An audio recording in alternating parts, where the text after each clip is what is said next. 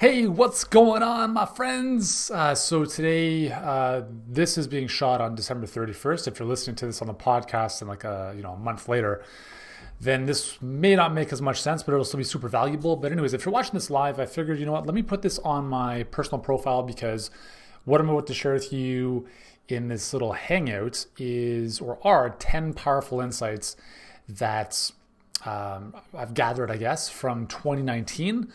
And my intention is that they're going to serve you either in business or your life or both.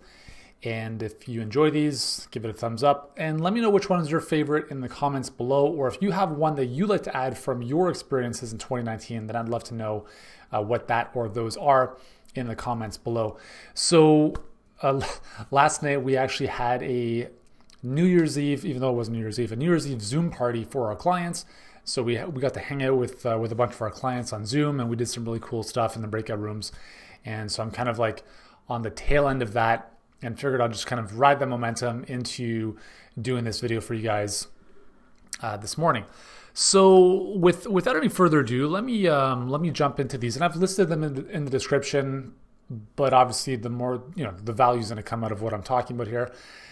So first big insight is that your business will only ever grow as much as you do. And what that means is your business can never outgrow your personal growth. Always remember that. So if you're ever at a point in business where you're stagnant, it's not a business problem, okay? It's a you problem. And the more you can grow, the more you can acquire the necessary skills, traits, mindset stuff, that is how you get to the next level.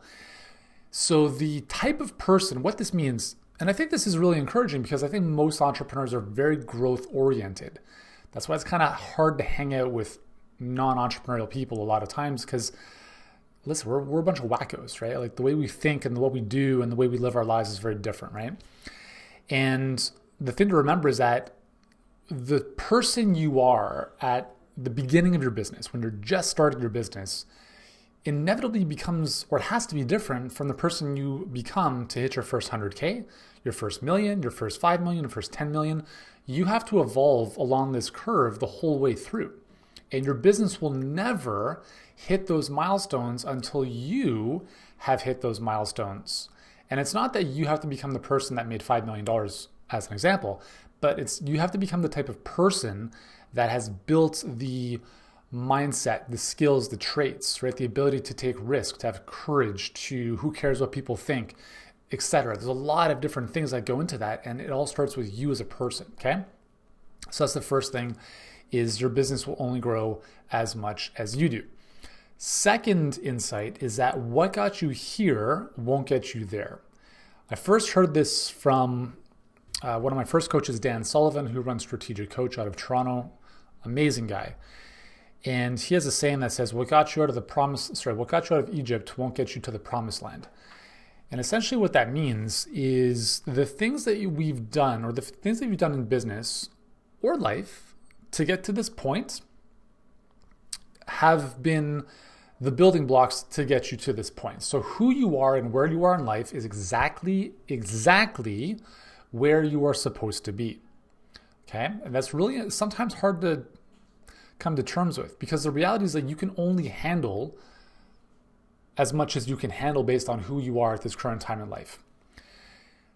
So if you want to increase your capacity for more, then you have to, as I said in the first piece, you have to become more. You have to do different things. And especially in business, is the things that get you to a certain point are not necessarily the same things that will get you to the next point. So let me give you an example from my own life. I've built 2 companies from the ground up, and I've done pretty much all the stuff. Obviously I've got an amazing team, and they're phenomenal, but the reality is that I've driven the businesses, right? So my first business we actually just sold, which is awesome. But Healthpreneur, I started from ground zero, and obviously having 13 years at the point of starting it, experience in sales, marketing, copy, direct response, like internet stuff. All of that stuff I learned, right? I had to learn in order to feed myself and pay the bills. But the challenge is, and if you're someone who's a driver, a salesperson, marketer, type of person like myself, and even if you're not, the things that you've done to get your business to 500,000, 1 million, etc., that skill set, that tendency to do everything yourself and continue driving the business is only going to burn you out and eventually crush your business. And the realization that I had this year is that, and I knew this going into 2019, going into 2020. One of my biggest realizations was you cannot be the driver of this business anymore. Okay. And that's what I said to myself. And I needed to find better ways of thinking, better models, better mentors to show me that path, or maybe even make me realize that was the reality. Because listen, there's only so much you can do. Like, as smart as you are, as great as you are, there's only so much you can do as a solopreneur. There's only so much you can do even with a team. And the big realization is that, to get to different stages in your business requires different skill sets. And the biggest realization for me this year, or especially in the last, I'd say 5 months, has been the shifting of my mind from I'm going to do everything in terms of like the strategy, the driving of the business, etc., to, okay, I'm not going to do any of that stuff. I'm going to coach and lead my team to do that stuff for me. And that's been the big shift, is understanding that I don't have all the answers and I shouldn't have all the answers, because if that's the case, I become the cog in the wheel and the business relies on me. And that's not a good position to be in.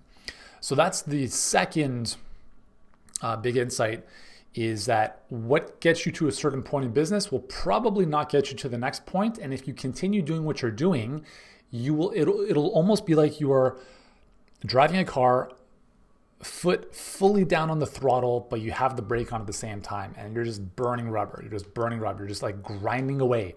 That's why this whole discussion around grind and hustle, I think, is outplayed. It's outplayed. And I think there's a time and place for it. But again, there's a time and place for it, which means when you're starting your business, yeah, you're going to put in some hard work. But if you keep grinding and hustling when you're at $2, $3, $4, $5 million in business, there's some bigger problems there, right? Third insight is new challenges equal growth. Same challenges equal death. So let me explain that. You should, as an individual and as a business owner, look forward to new challenges. So we have a lot of clients that, when they're starting their businesses, they're like, hey, like, where do I put my Facebook pixel? It's like, okay, cool. You put it on this page. Okay. That's fine, because we all start somewhere. But if that's the same problem you're dealing with a year from now, you're toast, right? So that's just a really simplified, way of thinking about this, is the problems you're dealing with now. So December 2019, they cannot be the same problems they're dealing with in December 2020. And if they are, then we'll look at your revenue and it'll probably be the same. And if not, it's probably going to go backwards. And so I want you to remember that business never gets easier. It doesn't. It actually gets harder. But I was talking with my clients last night about this on our New Year's party hangout. It's not about things getting easier. It's about you getting better, you getting stronger, you being able to handle more. So the great example of this is working out, right? So obviously we help health and fitness experts. And so this is a good analogy. So let's say that you are lifting 20 pounds. Does 20 pounds objectively become easier? Like, does it 20 pounds become lighter? No. Over time, it's always 20 pounds. But relatively, it feels easier because your muscles have gotten stronger. And it's the same thing with business. Is, do the problems go away? No. Do they seem, in some cases, relatively easier? Perhaps yes, because this time next year, the Facebook pixel issue is like, you're laughing about it. But the thing is, now, as you grow in your business, it's not just 20 pounds. It's, now there's 25 pounds, and then there's 50 pounds, and then there's 100-pound decisions that you're having to deal with. But here's the cool thing, is very much like with exercise, like progressive overload, is when you're able to handle 20 pounds, well, you can't keep doing 20-pound exercise forever, because you'll plateau and you won't grow. So what happens next? Well, we increase our weight, we increase our volume, we go to 25 pounds, 30 pounds, and that's how you get stronger. So it's the same thing in business, is look forward to new challenges, right? Because those new challenges are feedback to let you know that you are moving in the right direction. Okay. And if it feels uncomfortable, that's amazing. It should feel uncomfortable. If it feels super comfortable every day, you're not growing, right? And if you want to grow revenue, business, team, scale, whatever you want to call it, growth is only on the flip side of our comfort zone, right? We've all heard this, right? Growth happens on the other side of the comfort zone. So if you're comfortable all the time, you can't grow. So think of, am I comfortable every single day? And if the answer is yes, you're not growing. You have to get in situations where you are uncomfortable. Now, what does that look like? Maybe it means making decisions quicker, being a little bit more risk tolerant, for instance, not having to have all of your ducks in a row before making a decision because they're never in a row, or putting yourself in environments where you feel uncomfortable or out of place, or you're not the smartest person in the room, or bringing somebody on when you have no previous experience of hiring someone. Right? These are all things you're going to have to learn and grow through. And eventually problems that you're dealing with now, like the Facebook pixel issue, or like your Facebook ad got disapproved, down the road, those are going to turn into very, very big issues, right? So that's just something to always remember, is that business is not, it doesn't get easier, right? I mean, we can set the intention for it to be like seamless and smooth. And I do believe you should set up your business to suit your lifestyle, but it doesn't mean chill on the beach and do nothing, laptop lifestyle. Like if you want to build a real legacy business, which is what we help our clients do, like not just like make money and sell widgets on Amazon, you have to recognize that there's work involved, right? And it's about building something special, not just about like making money without doing a single thing. And yeah, I mean, it probably is easier working for someone else, right? And that's just the nature of the beast. But as entrepreneurs, we take on these challenges because we're neurotic and we don't want to work for anyone else and all that, all that stuff that we have. Hey, Chip, how's it going, man? Thank you very much. Yes, we will enjoy the trip. Heading out to Australia tomorrow for 2.5 months, and then Italy for 2 months, which is going to be a lot of fun. I'll keep you guys posted with that. All right, so fourth insight is everything is figure outable through skill acquisition. Here's what I mean by that. When I started my business in 2006, I was a really good personal trainer. That's it. That's all I had going for me. And I was driven and I had ambition and vision. That's it. I was terrible at copywriting. I had no idea what copywriting was. I had no idea how to string words together to influence people. I had no clue about marketing or sales. I was a terrible salesperson when I was a trainer. I'd have a person sitting across from me talking about like a personal training package, and like it was the worst. I was terrible. But now I'm pretty good. And the only reason that I'm pretty good is that I've spent the last 14 years acquiring those skills, right? So sales and marketing has been my bread and butter since 2006 because I had to figure that out. And that's really, I mean, I would say the biggest skill that I impart upon our clients is how to get clients, is how to put your message out there, is how to effectively grow your business through smart, ethical marketing, right? That's really what I've learned how to do, but I was terrible at it when I started. And I tell my kids this all the time, and one of them is actually crying right now. If you can hear that, that's our little guy, Julian. My kids, your kids, you as an individual, when you first came on this planet, you didn't know how to walk, right? But now you do. How did that happen? You learned how to do it. You acquired the skill of one foot in front of the other. When we were growing up, we didn't know how to speak, but eventually we did, right? Right now I'm learning Italian. I didn't previously know Italian other than a couple words, but I'm in the process of learning Italian because we're going to be spending 2 months in Italy, and I really love languages. So I want you to understand that anything you want to do in life, as long as you want it bad enough, you can figure out how to do it. And all it is an acquisition of skills. Some people call it skill stacking, and it's literally a matter of breaking it down into these fundamentals and essentials and just practicing over and over and over again. It's like, athletes get better in their domain by knowing what to do, learning how to do it right, and then they continually do it over and over and over again, right? That's the path to mastery. So if you want to learn how to do anything in business, the only thing you have to worry about is figuring out what to do, how to do it right, and then continually just put in the reps. So if there's something you're not skilled at, right? Let's use the example of messaging. That's probably the most important thing you have to master, like how to put together words in the form of a post or a Facebook ad or something that's going to move people to action. If you're not good at that, well, here's the simple antidote is you learn how to do it, right? You get some coaching, some mentorship, etc. And then you practice every single day. You just write. One of the things I have my clients do is you get to a point where you practice writing a new ad every single day. Does every ad have to go live? No, but the practice of putting in the reps is what matters the most. And think about like for anything, again, with our clients, phone sales, right? Getting people on the phone and being able to enroll them is super important. So what do? Every single week, we have selling skill sessions, right? So we practice and we drill how to overcome objections, how to take on different parts of the conversation. But above and beyond that, I encourage them to practice this stuff at least on their own every single day. Walk down the street, rehearse part of your script so that by the point you're on the phone with someone, it's just a normal conversation.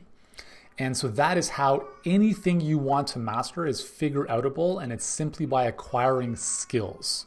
So if you want to get to the next level, it's simply you just don't know something.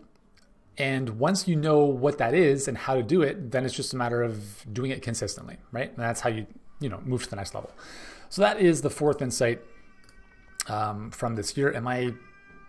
So here's a micro insight. I can't stand babies. I'm going to be very honest with you guys. Like, I love my son. I love my kids. But people ask us all the time, like, hey, man, are you going to have another kid? Are you going to have another baby? The answer is a hell no, because as much as I love babies, I friggin' can't stand the crying and all the stuff that comes along with it. Now, I'm not being ungrateful for having a baby, but if you've got the choice, like, I know myself, like, I love my kids and I love being with them and I spend a lot of time with them, but I can't stand the crying and I like all that stuff. I'm like, why would I put myself in another position to deal with that again? That's another insight, a little bit of a micro insight.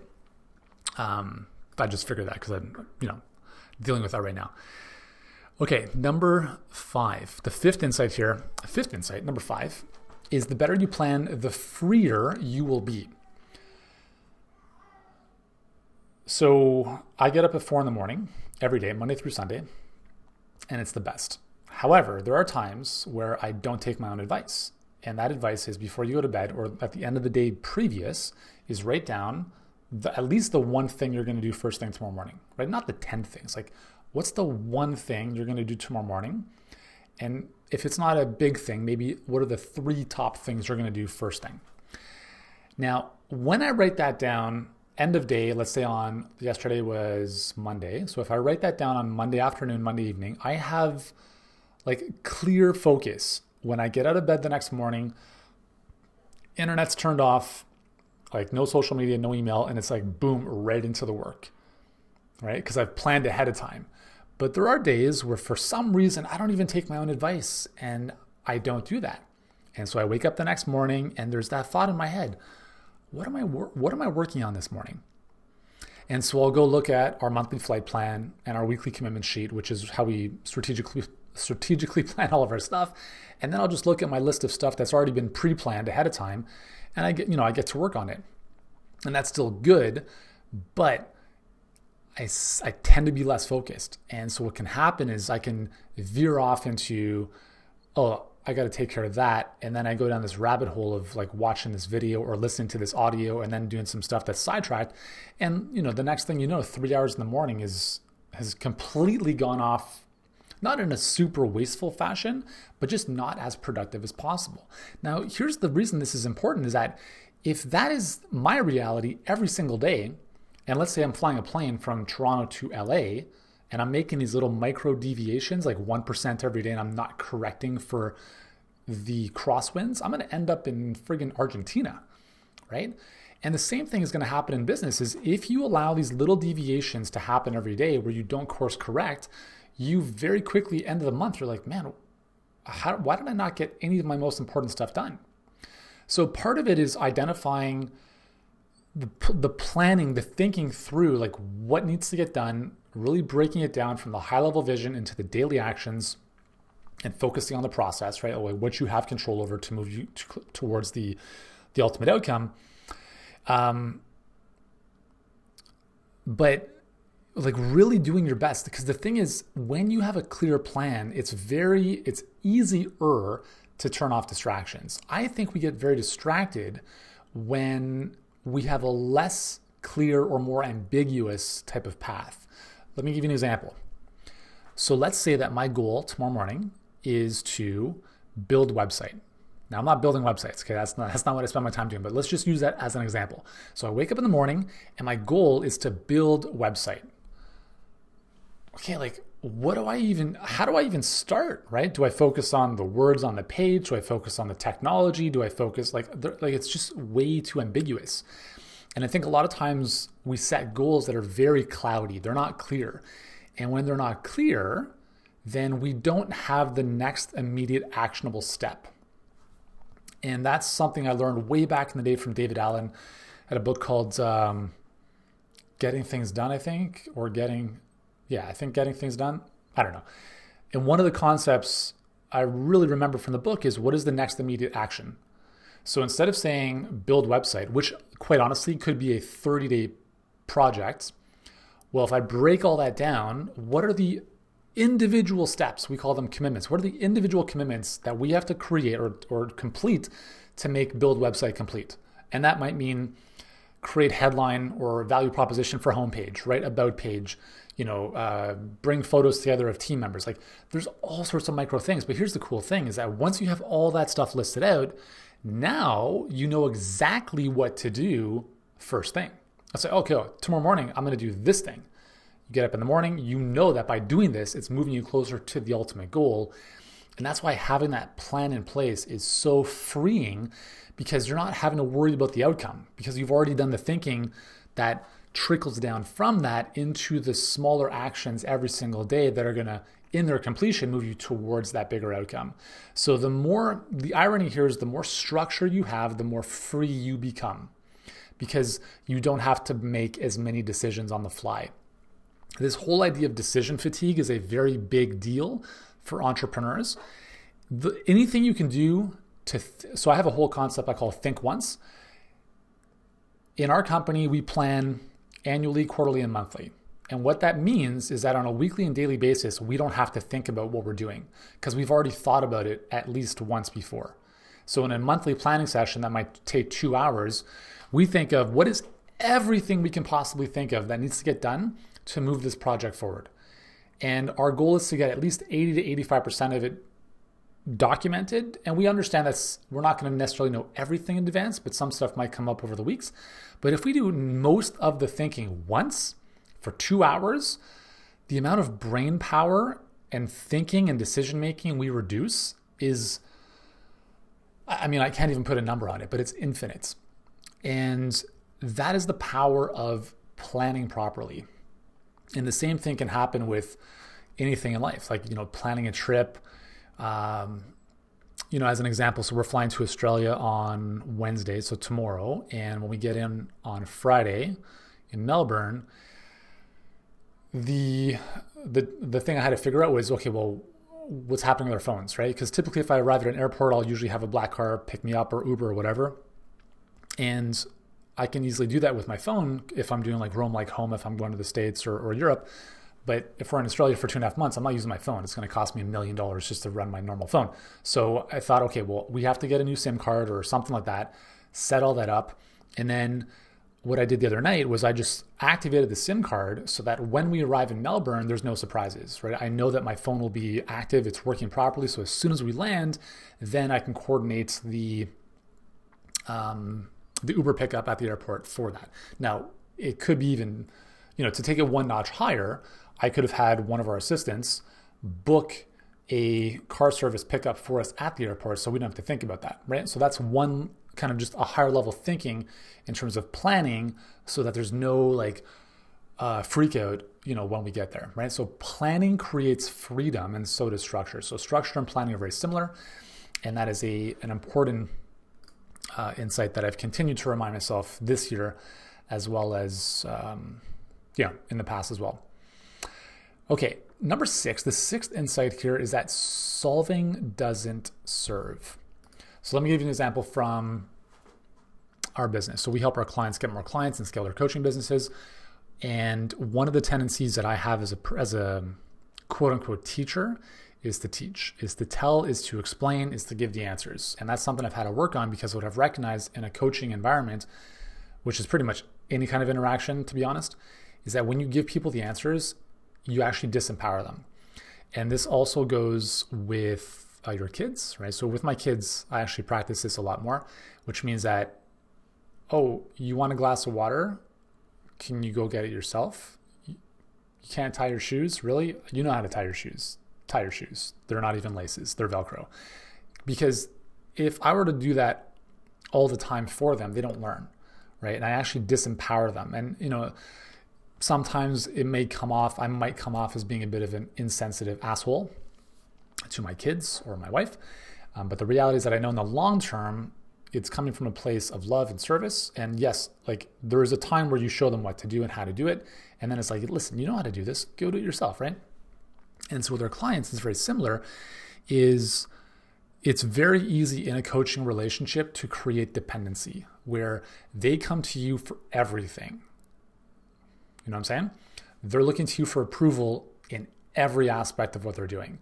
And that can become very dangerous, because now they're no longer thinking for themselves. And part of, I think, what we do very well in Healthpreneur is we're very good coaches. We have a very, very good coaching team that there is a time and place to provide the solution, to give the answer.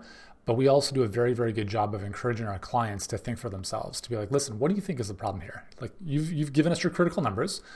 Where do you think the issue is? Where do you think where's the biggest leak that needs to be filled first? And getting people to think through that is very important, because if we constantly just tell them, here's what to do, they're like, cool, awesome, I'll just come back when I need more help.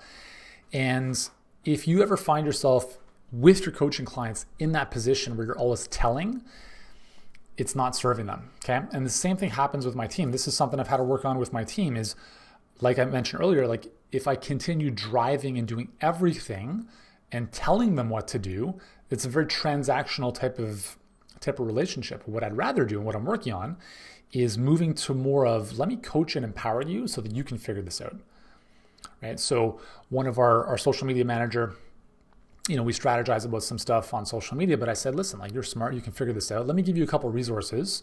I'll send you a couple of books, a couple of trainings so that you become the expert in this domain, right? And now you, with this outcome or objective in mind, you have to grow into that to make that a reality, as opposed to me telling you what to do, right? Does that make sense? So she comes out of it as a bigger, smarter version of herself, and she now has this skill set that maybe she would not have had if I just told her what to do all the time, okay?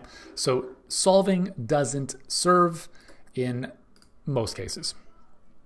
Number seven is FaceTime matters. Not the app, but the app even probably would work here. So FaceTime matters in the sense of human interaction is really important. And I want to share this with you because I've let go a few people from our team this year for various reasons, all for the best.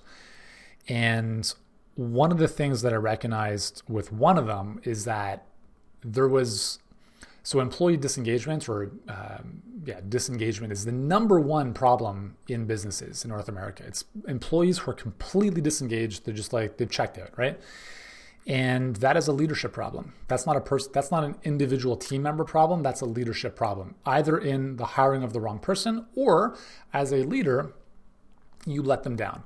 And that was my bad. So we let go one of our team members who'd been with us for about a year and a half.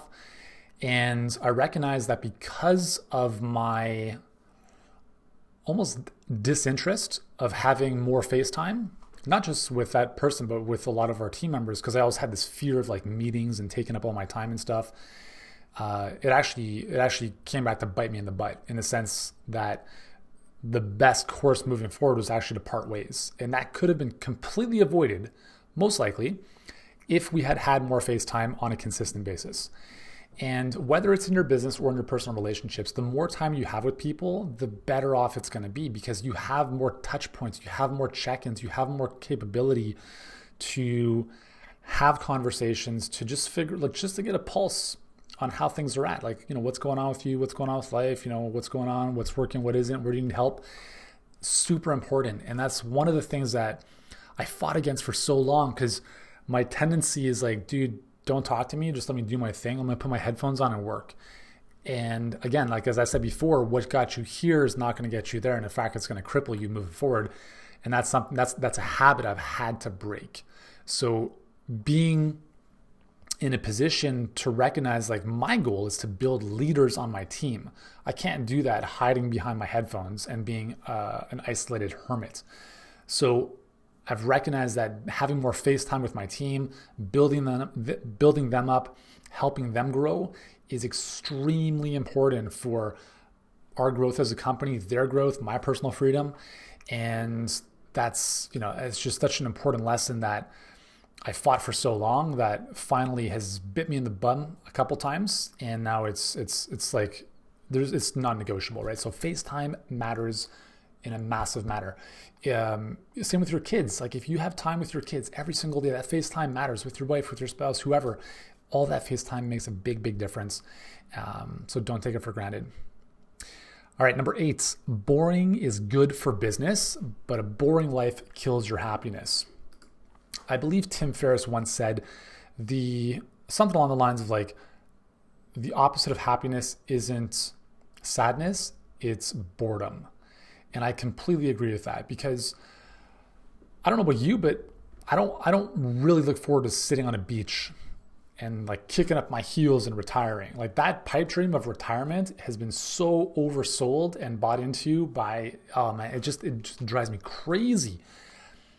We as entrepreneurs have an obsession with growth and contribution. Those are the two biggest core drivers I think most entrepreneurs have in common, is this relentlessness to grow and this inability to not contribute in some way, shape, or form. So if I'm sitting on the beach for like half a day, I'm done. Like, I'm good. I get antsy and I'm thinking to myself, man, how do I contribute? How do I learn? How do I grow? And I don't know if that's like a personality deficit. I don't know. I think it served me, and I think in a way that is good. So I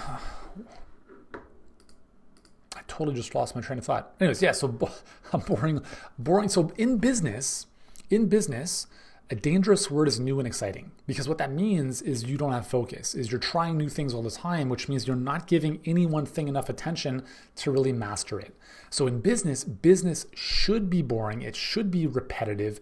It should be more of the same, but going deeper to be better in a very narrow area of expertise, if you will. Okay. So instead of having, like, I'll give you 2 examples, my first business and my current business, Healthpreneur. So in my first business, we probably had, I would say, easily 100 funnels over the course of time. 100 funnels. Yeah. 100 funnels, right? So think about this: lead magnet or entry-level product, upsell, thank you page, autoresponder, the cross-sell, all that stuff. 100 times over. Different products. Now, what is the likelihood of any one of those being amazing? Very small. So my tendency was, because I'm a very creative person, was set it up, set it and forget it, move on to the next thing. Set it and forget it, move on to the next thing. But the reality is, like, if these were airplanes, every single one of these airplanes would have fallen out of the sky. Because here's how these were constructed: is minimum viable product. Plane is good, the wings are on, the engines are working. And what I eventually realized was, like, when the plane would take its flight, like, the left engine would fall off, or the rear the rudder would just fall off the plane. I'm using that as a metaphor, right? So here's the reality: is when you are focused on 100 things, you have no focus. You're all over the place. And that is because my brain was like, new and exciting, create. That's a very big problem, okay? And through maturity and experience, what we do with Healthpreneur is very different. We have 2 core offers. We have our HBA program and our Illuminaries Mastermind. That's it. Actually, you should only have one offer to drive to $1 million in business, and you have to focus on that for at least a year, right? If you're doing anything more than one thing up into about $1 million in revenue, you're too scattered. I swear. We just like this year, summer of this year, introduced First Client Formula, which is kind of like an entry level do-it-yourself course for people who can't work with us at our highest level.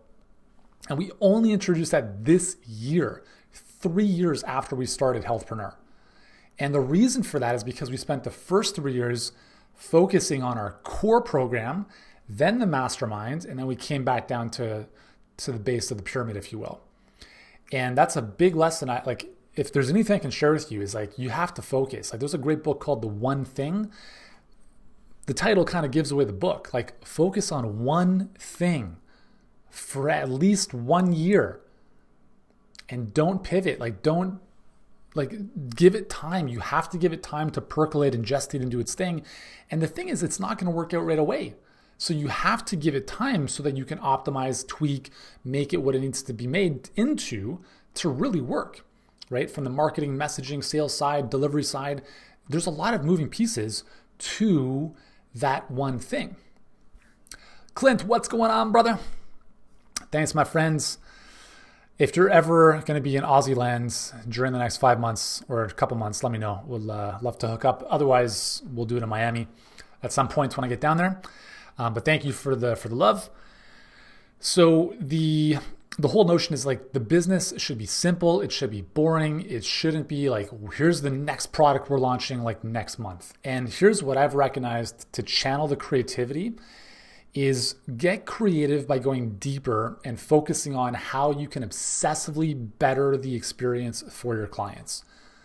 So instead of creating the next product, think about, how do I create the next improvements of the existing program or product for my clients to help them get better results?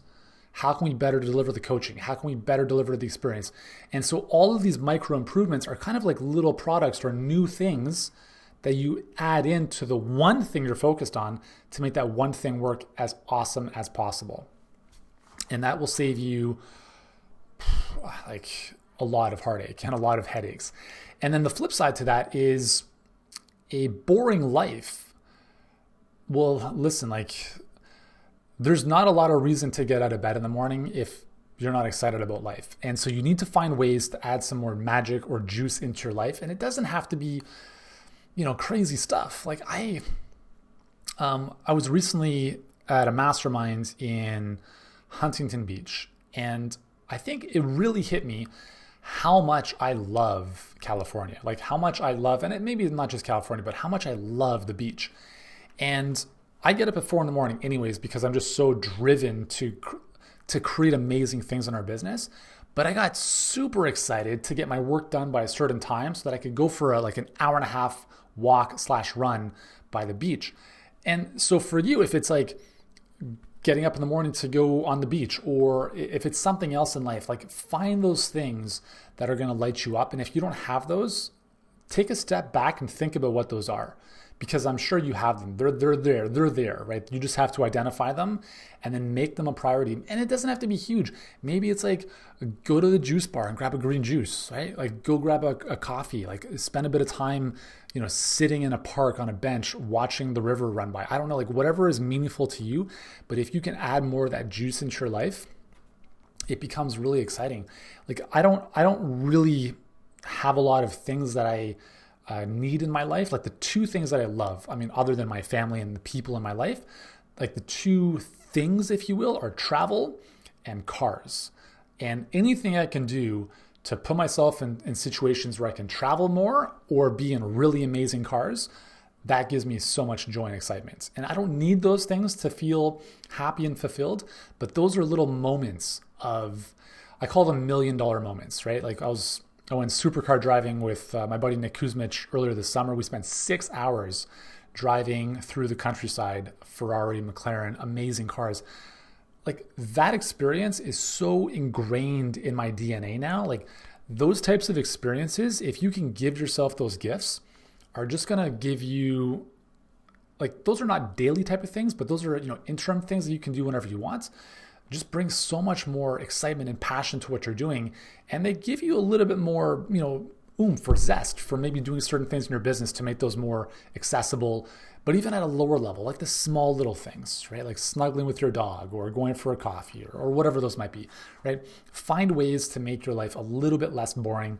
And I think if you focus on other people as opposed to yourself, that's one of the secrets. If you ever feel stressed or overwhelmed, it's because you're focusing on yourself. If that's the case, shoot a video like this, write some thank you cards, send someone a quick video to express some gratitude. Like little things like that can make you feel a lot better. And those are just some of the things that have worked for me on that front. Okay, 2 more things. Number 9 is every problem is a people problem and every solution starts with you. Take ownership of everything in your life, good or bad, okay? So if you do things that are amazing, hey, take ownership for that. Like you did some amazing stuff. But if things go south, you have to take ownership. And I can tell you, like, listen, there's been some people, some situations this year where it's really, this one drives me crazy more than anything. It is people who, I call them flaky people, who commit to something and then they just stop doing it. And like, listen, it's not about, the thing is like, it's not about whether it's, engaging in our coaching program or whatever. It's how you show up in life, because how you do anything is how you do everything. So if someone is like, I'm going to do this, and then starts flaking out and starts making all sorts of excuses about, why this is, not going to happen for them, they're doing the same thing in other areas of their life. And I'll give you one example. I don't want to spend a lot of time on this, but this is an example of what I mean by this. Is, we had a client earlier this year, finished our program, and then his wife emails us asking for a refund because he has ADHD. I almost lost it. I almost put my fist through the computer. And I said, if they think they're going to take this to any level possible to try to get out of this situation, it's never going to happen. And so they tried kind of, doing all sorts of circus acts to get a refund on this. We had our lawyers send them a letter, and it was just like kiboshed. And that's an example of what I'm talking about, is someone who's not willing to take responsibility for their life and looking for excuses to get out of situations, right? And it's just like, don't do that, right? Take responsibility. And this is something I teach my kids. Like, my kids have their own rooms. If the room is dirty and messy, it's their responsibility. So what's the first thing that happens when I come into the room?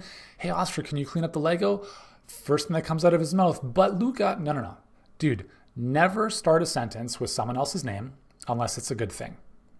That's actually I think that's a good thing to think about, right? Never start a sentence with someone else's name unless it's a good thing. And it's taken a while, I think, for my kids to learn that, and they're still learning it. But the idea here is that every problem you're going to encounter with your clients, with your team, with your personal people in your life is always a people problem, right? It's always like, and every solution comes down to you as a leader, first and foremost, of your own person, of your own life, and your ability to have candid conversations that are not necessarily comfortable all the time, to be able to, have the conversation that, if it's not had, is going to lead to a huge journey of dissatisfaction and unhappiness that eventually down the road you're going to look back on and be like, man, I wish I had this conversation a year ago. So you have to step up and man up and really be, again, it goes back to the first thing, right? Like, you have to become the person you need to be, right, to move to the next level, right? And if you look at the end of your life and you have like your real self, your true self is over here, and like you're leading your life over here, there's a huge gap and a huge disconnect. And I think for me personally, my objective is to move my life as much as possible closer and closer and closer, so that my personal self is getting closer and closer to my true self, so that, when this is all done, I have no regrets and I've become, the one with, who I really am. And so I think, again, it comes down to leadership, right? So whether you're a parent, business owner, or even just a person living life, like, take ownership and leadership of your life. And every problem is solvable, but you cannot point fingers. You have to just look back at yourself and take responsibility for everything, because when you do, then you have control to change it. Because if you're saying to yourself, like, listen, like, this thing happened to me, this didn't work out for me, that person did this to me, what's the common factor there? Well, you're the common factor, but the other common factor is that you're always blaming other people. And what that means is you're just kind of sitting back like, I'm helpless. I can't do anything because other people are doing this stuff to me. Life is happening to me. But when you take the different approach about life is happening because of me, now you are in a position to take the reins back and do what you need to do to course correct. And it's not about being a control freak, but it's about taking ownership and responsibility for your life, right? Listen, I've invested a lot of money in coaching and mastermind over the years. And one of the groups I was in 2 years ago was very expensive. And I'll put it mildly, very underwhelming. And I spent a day or two kicking and complaining about, whatever. And then I said, dude, just shut up, man. Like, make the most of this and do what you have to do to add the most amount of value and extract the most amount of value. And that's the approach I took. I've invested in another program that was a 2-year license, and I stopped using it after 6 months. Now, am I going to go back to them and say, I'm not using this anymore, I'm going to stop my payments? No, because that's not the person I am. Because the thing I recognized was that even though I used it for 6 months, I got 2 years worth of value in the first 6 months.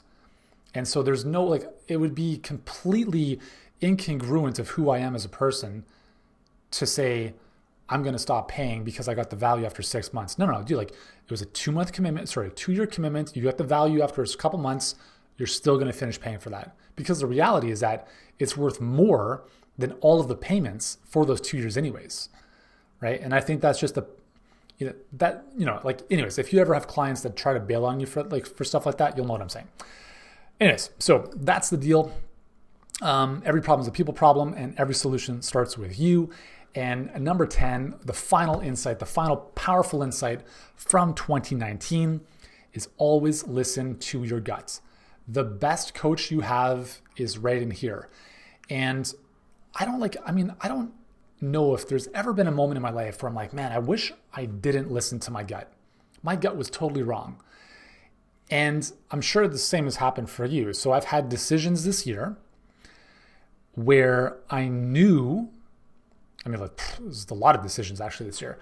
I knew the thing I needed to do, and I delayed doing it. And actually, in one case, I knew the thing I needed to do was 2 years ago, and it took me until this year to do it.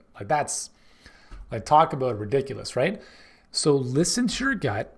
And here's the thing I think self-awareness, there's a really good book called Leadership by Harvard Business Review. And one of the things that they talked about in the book was one of the most common traits among great leaders is high levels of self-awareness. So the more aware of who you are, how you operate, all that kind of stuff is going to serve you in a very large capacity. And so one of the things I think when it comes to self-awareness is understanding the difference between your gut and fear. So let me give you an example. So I had a decision I knew I needed to make, and a very simple decision, right? Like if you're dealing with people, team members, etc., is knowing what I know now, would I hire this person again, right? Or another way of thinking about it is if I fired, or if someone came in and fired everyone I'm working with, and then 3 months later gave me a blank slate and said, you can go and rehire whoever you want from that list. Who on that list would you rehire again? And hopefully the answer is everyone. And if it's not, you have to identify those people that you would not rehire. And that's the end of the story. You can't expect them to magically transform. It's like a relationship. Yeah, she'll change, he'll change. It's for the most part. I do believe people can grow, but for the most part, there's going to be some issues that are always going to be there. So if you know what you know now a year ago, just make the decision now. And so that is gut instinct. You just know this is the right thing to do. But then there's fear in the way. And the fear is, well, man, what if I don't find another person like this, right? This goes to relationships too.